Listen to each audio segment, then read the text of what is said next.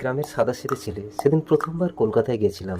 অনেক কেনাকাটা করার পর একটা ফলের দোকানে গিয়ে জিজ্ঞেস করলাম, দাদা কাটা ফল প্লেট কত? আমাকে 1 প্লেট দিন। তারপর দেখি দুজন অপরিচিত সুন্দরী মহিলা বেঞ্চের উপরে বসে আছি। তারপর আমার সঙ্গে যা ঘটলো।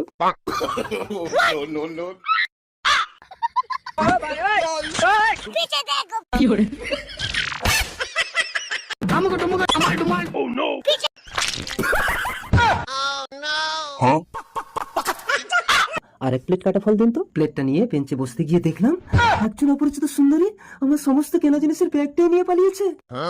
তাড়াতাড়ি করে ফলের প্লেটটা বেঞ্চের উপরে রেখে সাধ্যমতো চেষ্টা করলাম সুন্দরীকে খোঁজার। আমার অনেক টাকার জিনিস নিয়ে গেছে। হায় রে কপাল, রেখে যাওয়া ফলের প্লেটটাকে নিয়ে দ্বিতীয় সুন্দরী হাওয়া। ওই দোকানের একটি ছেলেকে জিজ্ঞেস করলাম, দাদা এখানে যে দুটো সুন্দরী বসেছিল আপনি কি তাদের চেনেন? আবে সালা, এটা কলকাতা, বেশি ফুটলে কিন্তু নাঙ্গা হয়ে ঘরে যাবি।